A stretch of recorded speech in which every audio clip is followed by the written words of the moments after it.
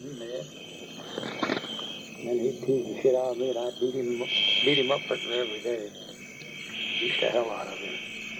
Didn't he ever get it from your dad? What? Get Sam Hill? Yeah. No. Hell no. Never. He was my dad's pride and joy. He could connive his way more out of stuff than anybody I ever knew of. You ask my Aunt Rita or anybody. They can tell you. He was out playing when I was working. He was older than you. Yeah, he was older. Well, yep, I was the last one, and boy, he never helped to make baskets and rag rugs and stuff like that. My mother made that stuff for herself. Yeah, we made her own. She saved all the rags, and we cut them, and I cut them in strips and sewed them together, and then we braided them, sewed them together, and made big rugs for her. Yeah, we didn't have the money to buy that kind of stuff. was there anybody in your family that was ever really into? They were really into money? Yeah. Nobody except my oldest sister now. Nobody. My brother Gene's pretty well off because he earned it, but he got a pension from being wounded in the service. He still gets it. He'll get it as long as he lives. He gets post office pension. He gets disability pension, and he gets Social Security pension. He was smart. He invested a lot of his money. And back then, an investment that he had a bunch in several places around. I just don't know all of them. One of them he had in Hanover Canning Company. But I know he had quite a few investments. He still has quite a few. He has a lot of stock. He's been talking about selling now. Why? Well, it's too much for him. He only got them 2 stories. It cost him more. He could go to one of these homes, and his electric bill would be a third. His telephone bill would be a third of what it is. You know what I'm saying? Yeah. All his utilities. His heating bill. He's heating that great big old house, and he's only there by himself. You know? Your grandma and I, if we'd have stayed back at the farmhouse, shit, that would have been a waste of time. I mean, she often talks about it, but my God, it would have cost her and I a fortune to live back there, according to what we do here, and the way things are now. Back when we first moved back there, it wasn't expensive, but now utilities, man, they're... Yeah. Back when you first bought the farm, wasn't it real junky and stuff? Oh. Didn't you ever see the pictures? I've never seen the farm except for going back there. I've never been inside. Grandma will show you the farm pictures. Man, the plaster's falling off the wall, and a lot of the rooms are full of old rags and rubbish and beer cans and bottles, and man,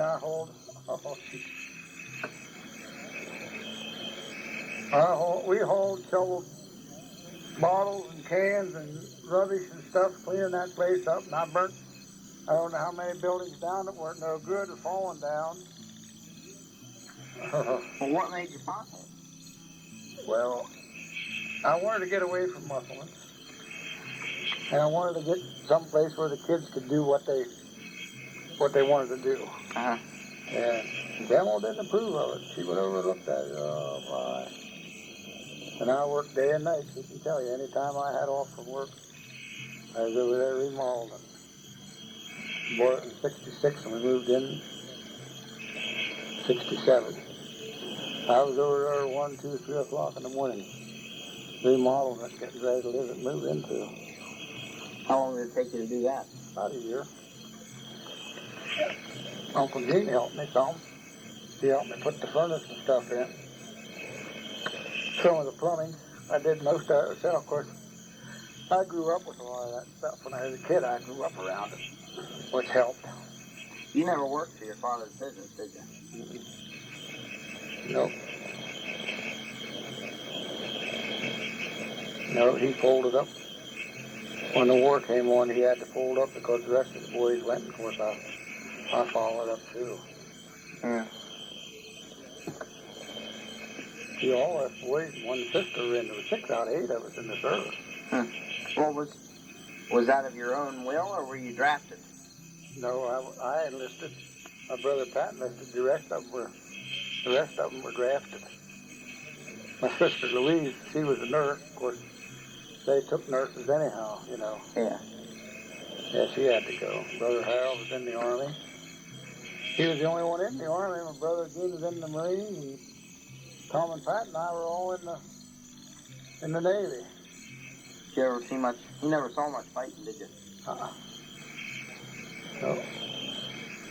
My brother Harold did. Him and my sister Louise were together in North Africa when Rommel invaded Africa, North Africa. And we were lucky. Gene was the only one that got wounded. The rest of us were lucky. Just going the right straws, I guess. I don't know. I still say that worries my mother a good bit, too, before, because I was just a kid. I wasn't in them yet. Here's my brother Pat, but my brother Gene and them were in. Gene and Tom. We brought that up in front of him. Mary Rita said, "Oh, no, she died before the war." I said, "No, she didn't." And she got to thinking. She said, "Oh, you were 12 years old." I said, "No, I wasn't. I was 13. I said, "You can't argue with me, because I remember that stuff just like it was yesterday. It's funny." You were on a ship, weren't you? A little while, not too long. I went to Norfolk, Virginia, and then they shipped me out to San Diego, California, to Cooks and Bakers School. I was out there at the end of the year, and they shipped me back to Naval Air Station at Norfolk, and then they signed the peace treaty with Japan. I was only in, I guess, 4 or 5 months after that, and they gave me my discharge and told me to get the hell out. But a lot of us, they didn't need us then anymore, so they let us go. So what I were you? signed up for 2 full years, but it didn't have to wait 2 years. What were you doing before you were a cook? You mean before I went in the service? No, before. Were you a cook the entire time you were in the service, or were you? Yeah. Oh, okay. Yeah, once they sent me to Cooks and Bakers School. Well, why'd they send you there in the first place? Well, they wanted to know what experience I had. I said, "Well, I don't have any." I said, "I can do a little cooking." I said, "Otherwise, I work the farm, but we don't need no farmers." So they gave me a choice of going out to San Diego to Cooks and Bakers School.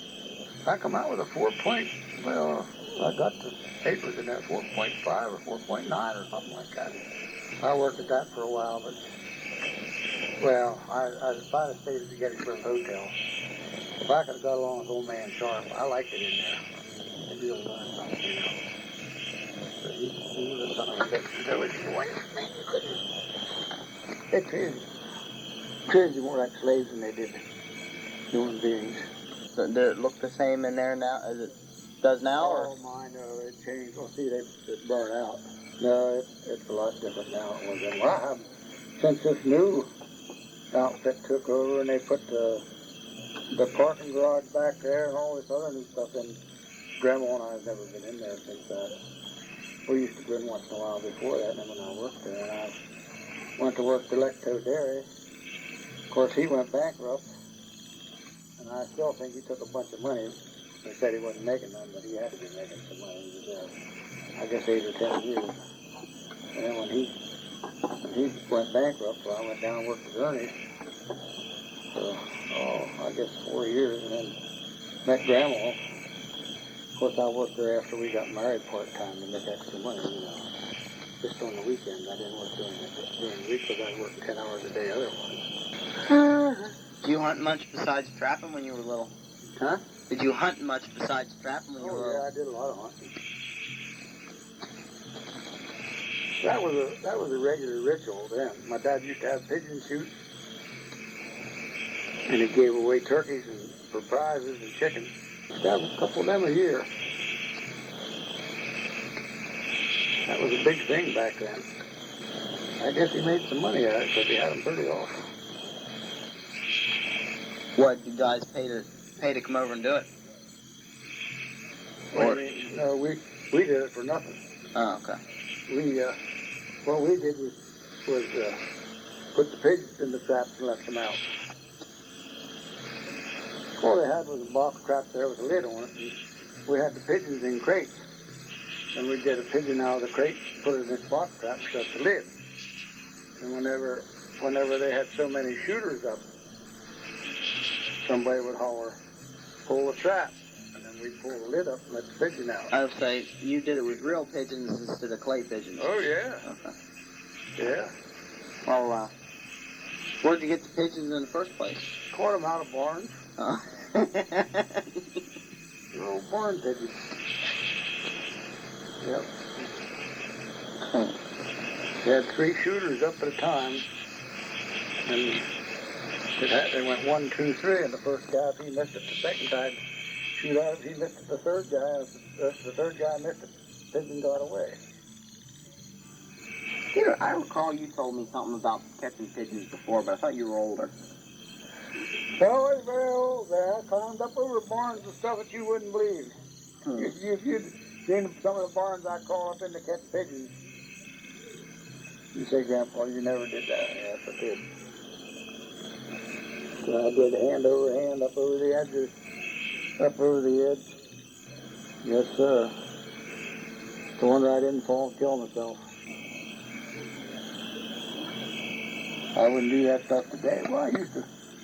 Kenny Reddy and I used to hang and swinging scaffolds for muscle and painting buildings. Yep, we did it. I wasn't afraid of nothing there. I'd been one of them who went to the moon, they said you can go. Oh, boy. Yes, I would have. Speaking of the moon, you remember watching that on TV? Well, that's not been too long ago.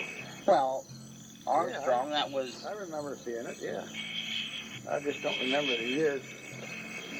I'm not positive. But I can remember the day that Kennedy was shot and killed. I knew where I was working and what I was doing. What were you doing? Digging a ditch, put a tile in. Me and Harry Patterson, he just died here a day or so ago. Me and Harry Patterson. Digging a ditch. Here at Bendersville, digging a drain tile in. We got finished up there when we heard it. We came down here and put one in down to the lower end of my field. Musselman's owned it then. Had a wet spot down there. Well, where'd you hear it over the radio? Yeah. Yes, sir. I remember that just the same as that was yesterday. I can remember plainly when Japan hit the United States. December the 7th, 1941. Yep. Now, Roosevelt said, we don't want war, but if they want war, we'll give them war. And that's what we did. Mostly they wanted to cripple us, but they didn't do it. Well, I still say, as long as we try to take care of people, even other countries that get in trouble, we'll be safe. If we get greedy and try to just keep it to ourselves and don't try to help anybody else out, then we're going to pay for it. I'll always believe that. I'll always believe that. That's what liberty's all about. It's not free. They say freedom. But anything that seems like it's free, you still have to pay for. If you don't pay for it in your life, you pay for it in something else. You know what I'm saying? Yeah. What's the Depression like? Oh, my. There was no jobs. The banks went under. There was no money. The government didn't have any money. Money was worth nothing. That's what happened. The stock market and stuff jumped out of windows and killed themselves. Well, how old were you when that started? It started in 28, let's see. It started in 26, and it lasted till 38. And I was born in 28, so I was in it 10 years. What did you guys do then? Like with your family and stuff, how did you guys get by? Well, we did, like I said, we grew a lot of our own stuff. Mm-hmm. That's how we got by. We had a cellar that had shelves 5 high. We canned everything in quart jars, including the meats. And there was four walls covered with shelves 5 high. And there were 4, you could put 4 jars deep in them. Yeah, we didn't have freezers or nothing. All we had, that old ice box was having the cellar. Mm-hmm. We had one like that. We'd get a cake of ice every so often. Oh, did you? To keep stuff cold, except in the wintertime. In the wintertime, we had a window, what we call a window box. We had a box built out on the window, and we put our butter and jellies and stuff like that in to keep it cold. Yeah, summertime we'd buy ice. We had a guy went around and sold ice, 25 cents for a big block. Yep, put that. Is that when you started eating gravy bread? Hmm? Was that when you started eating gravy bread? No, I ate gravy bread all my life. I used to put beans on bread for gravy bread. You still see me eating bean juice and pea juice and stuff. That's what I used to put on. Oh, boy. 10 cents a loaf for bread. That's hard to believe, ain't it? I used to sell 3 ounces of peanuts for 10 cents. 3 ounces for 10 cents. And you did all that work salting them. We had to peel them. We had to take them out of the red shell, let them dry, and then fry them and salt them and everything, and then weigh them to bag them. Oh, boy. Yep. My brother, none of the older ones did. My brother and I used to sell. We went to every place. We went from door to door. We went to the movie theater. We went to the shoe factories. We went to the sewing factories. We went to the canning factories when they were open. Any place we could sell a peanut, we did. A lot of retail stores. Yeah. I had regular customers. They'd buy peanuts every Friday and Saturday. Every Friday and Saturday. Did they? Yeah. We had, the biggest bags we had were 10 ounces for $1. Holy crap. Well, 10 ounces in peanuts is a lot of peanuts. That's right. But you could get... Minus the shells, that's a lot of peanuts. You could get 100-pound bags of them in the red shells for something like $7. I mean, it was a big bag. It was all you could do. 100 pounds was a lot of peanuts. A lot of peanuts, yeah. Yeah. And we put them in boiling water to get the red skin off of them, and we lay them out in trays and let them dry. And after they were dried good, then we'd fry them in lard and salt them. Homemade salted peanuts. I don't know if you can buy the red ones anymore like that, but they went through a machine and they took the outside hull off, the hard hull. And all that was left was when you peel them, there's a red hull on the peanuts. Well, that's the way we got them, with that red hull on. Yep, we sold a lot of peanuts. How'd you peddle them? Well, the factories, we got permission to walk in, go along the workers and ask them if they wanted to buy any peanuts. Yeah. How old were you when you started that? Oh, about 8, I guess. And I often swore I'd never be a salesman. Man, that was like begging. I hated that because it was like begging to me, I hated that. But I did it. Yeah, I grew up to make a living. We used to sell carrots and cabbage and celery, tomatoes, potatoes, string beans, lima beans,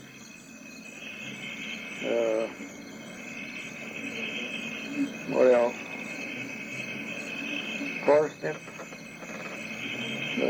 In seed, we used to sell turnips. Anything that was a vegetable, we'd grow some to sell at market. We'd start about the last of June. One thing we never had is strawberries. My dad never liked them. He said they were too close to the ground for him, but they weren't any closer than tomatoes. Yeah. Or turnips. Turnips weren't bad. You could pull them out. I mean, you sowed them in and they just grew against one another. They weren't hard to pull. We had to knock the tops off of them, you know, and take the dirt off of them and put them in. They had small mesh bags you put so many pounds in and sell for so much. That was a regular thing that you did on certain days, or what? Yeah, mostly like on Wednesday and then Friday and Saturday. So that was most everybody done their grocery shopping on Friday or Saturday. Wednesdays, like they'd get for extra meals like during the week or something, you know. And we'd kill a bunch of chickens and clean them up and sell them. We didn't sell turkeys. We sold a lot of turkeys, but we didn't sell them until around Thanksgiving and Christmas. Well, you'd make more that way. Yeah, he always had around 600. A lot of work. He done all that stuff by hand. Yep. Done all that stuff by hand.